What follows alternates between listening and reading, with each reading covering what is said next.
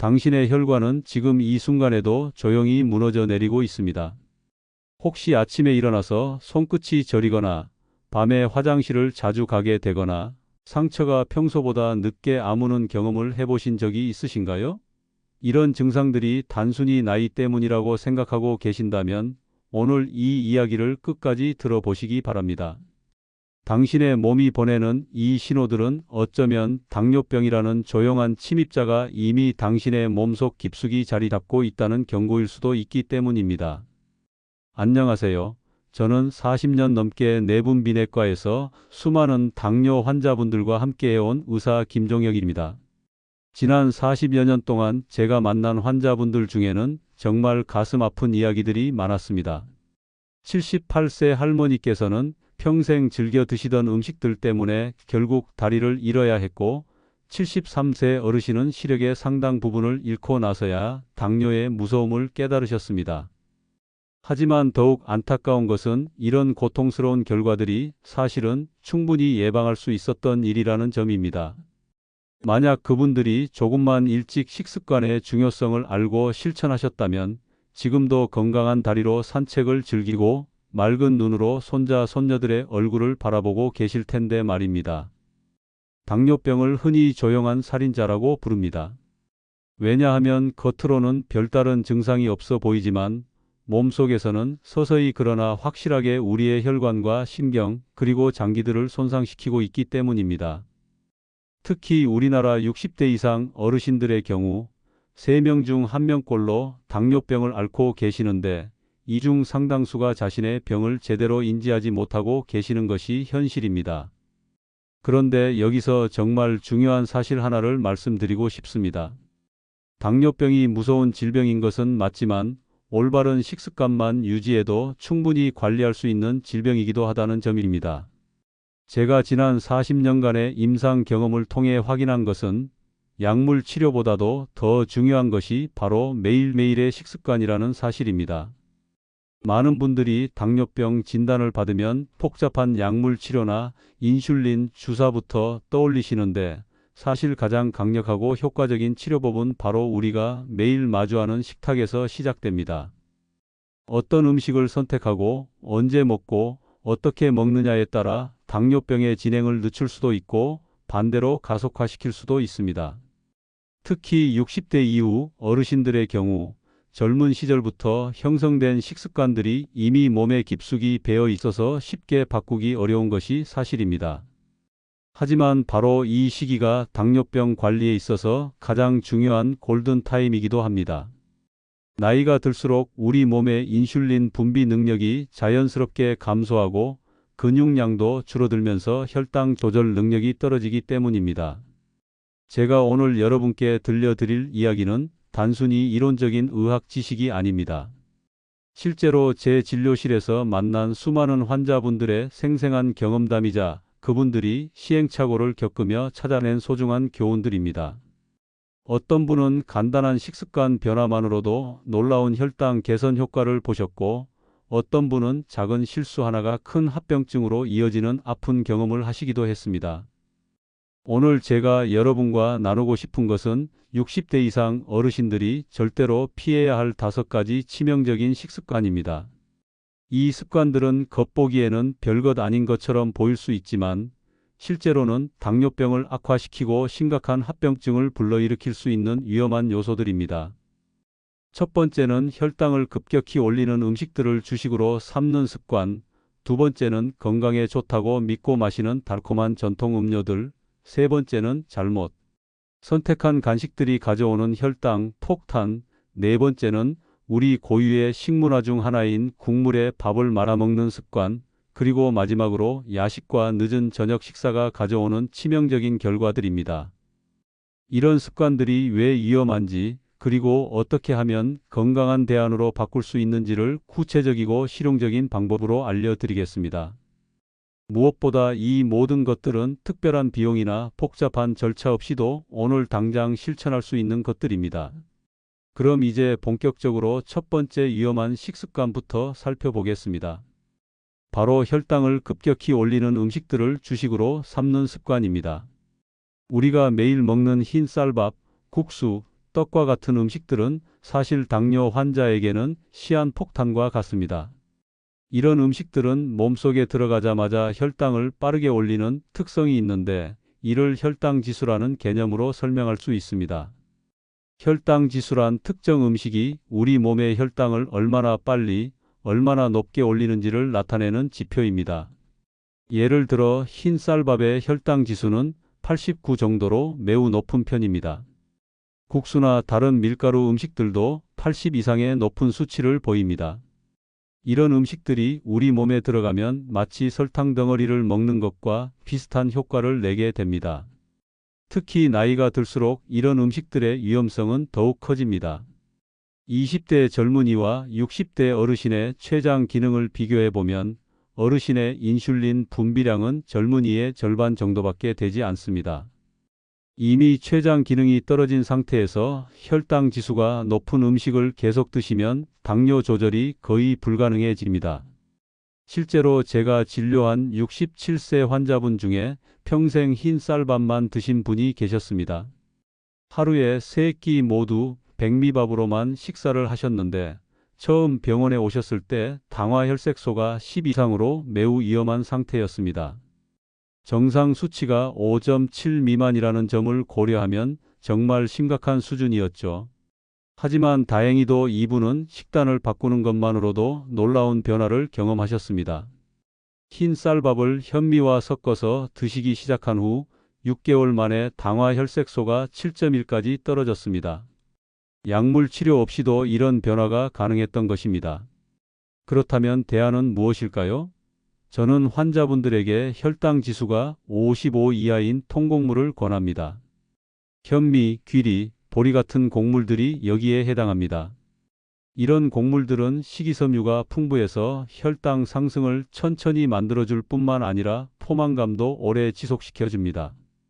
두 번째로 주의해야 할 습관은 건강에 좋다고 생각하며 마시는 달콤한 음료들입니다. 많은 어르신들이 유자차, 식혜, 수정과 꿀물 같은 전통 음료를 건강 음료라고 생각하며 자주 드십니다. 하지만 이런 음료들은 사실상 액체 설탕 덩어리나 다름없습니다. 유자차 한 잔에는 당분이 20에서 30g 정도 들어 있습니다. 세계보건기구에서 권장하는 하루 당분 섭취량이 25g 이하라는 점을 생각해 보면 유자차 한 잔만 마셔도 하루 권장량을 초과하게 됩니다. 식혜 한 컵에도 27g 정도의 당분이 들어 있어서 마찬가지로 위험합니다. 더욱 문제가 되는 것은 이런 음료들이 액체 형태라는 점입니다. 액체 상태의 당분은 고체 음식보다 훨씬 빠르게 흡수되어 혈당을 급격히 상승시킵니다. 제가 진료한 71세 환자분은 매일 아침 꿀물을, 오후에는 유자차를 마시는 습관이 있으셨는데 이런 음료를 마신 후 2시간 혈당이 240까지 올라가는 것을 확인했습니다. 이런 음료들 대신 무가당 생강차, 보리차, 허브차를 드시는 것이 좋습니다. 특히 생강차는 혈액순환을 도와주고 염증을 줄여주는 효과가 있어 당뇨 환자분들에게 도움이 됩니다. 정말 단 음료가 드시고 싶으시다면 꿀을 티스푼 1개, 그러니까 5g 이하로만 제한해서 드시기 바랍니다. 세 번째 위험한 습관은 잘못된 간식 선택입니다. 많은 어르신들이 간식으로 떡류나 달콤한 과일을 즐겨 드시는데 이것들이 혈당에 미치는 영향을 제대로 알지 못하시는 경우가 많습니다. 인절미나 가래떡 같은 떡류의 혈당 지수는 85에서 93 정도로 매우 높습니다. 바나나나 포도 같은 과일도 생각보다 혈당 지수가 높아서 당뇨 환자에게는 부담이 됩니다.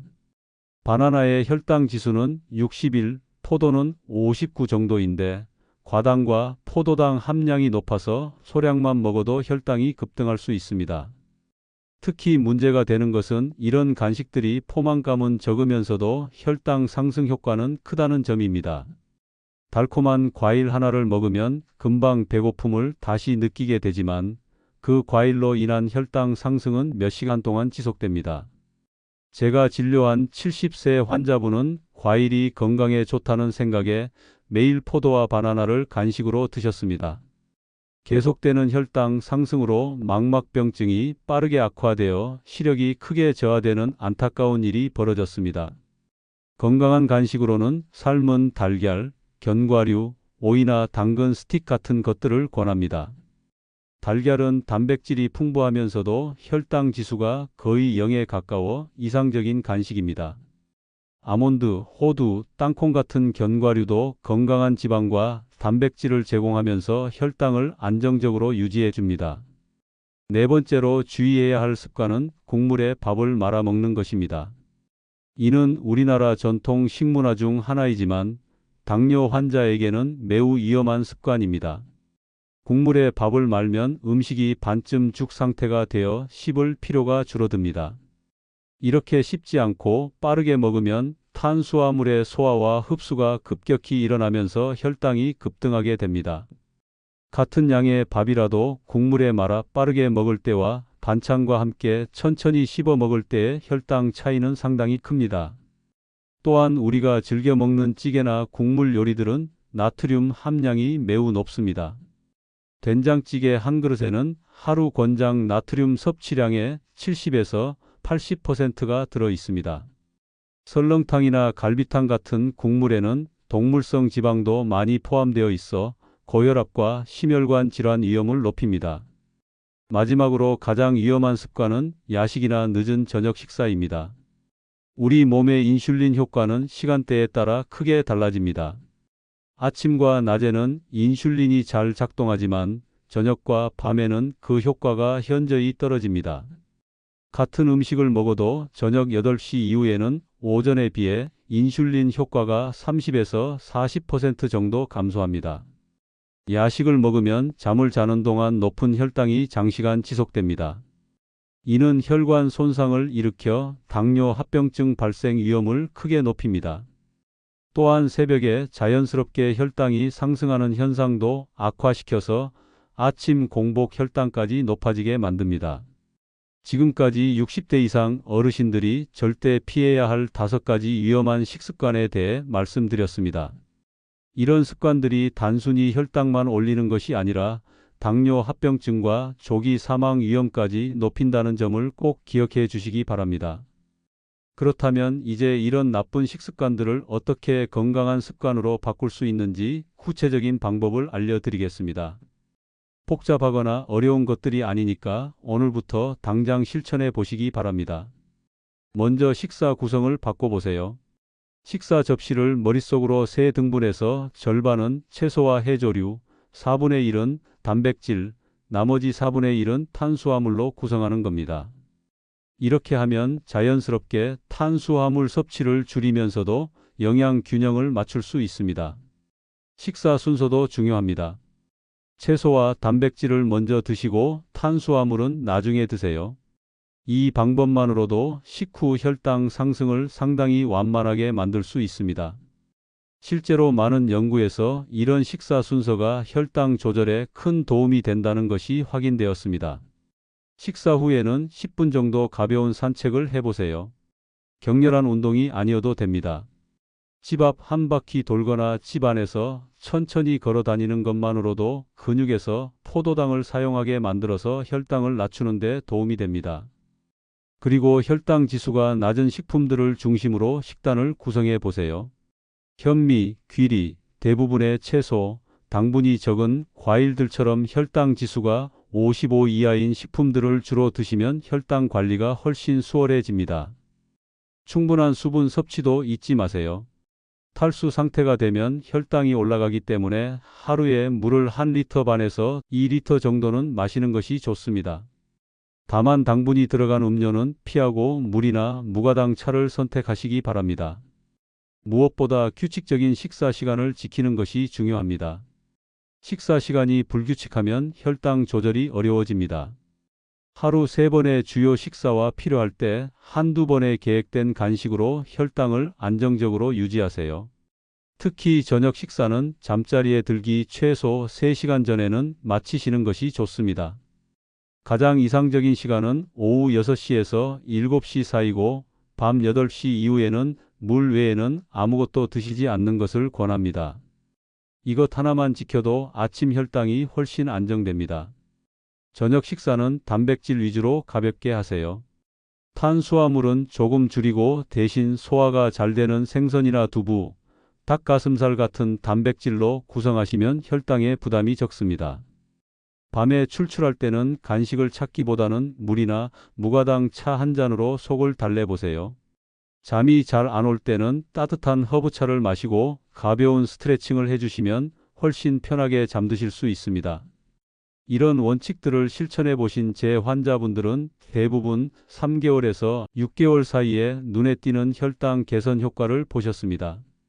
약물에 대한 의존도가 줄어들고 체중도 정상화되었으며 무엇보다 당뇨 합병증 발생률이 크게 줄어들었습니다.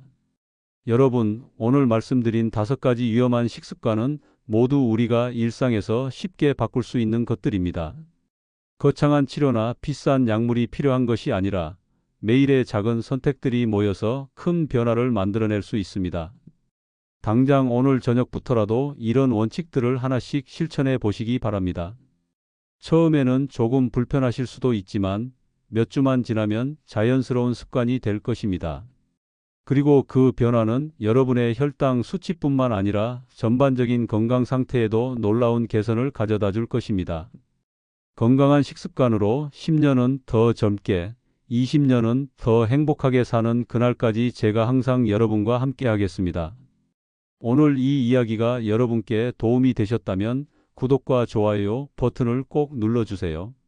그리고 댓글로 여러분의 경험이나 궁금한 점들을 남겨주시면 하나하나 답변 드리겠습니다. 알림 설정까지 해두시면 더 많은 건강 정보를 가장 먼저 받아보실 수 있습니다. 여러분의 건강한 노후를 위해 언제나 최선을 다하겠습니다. 감사합니다.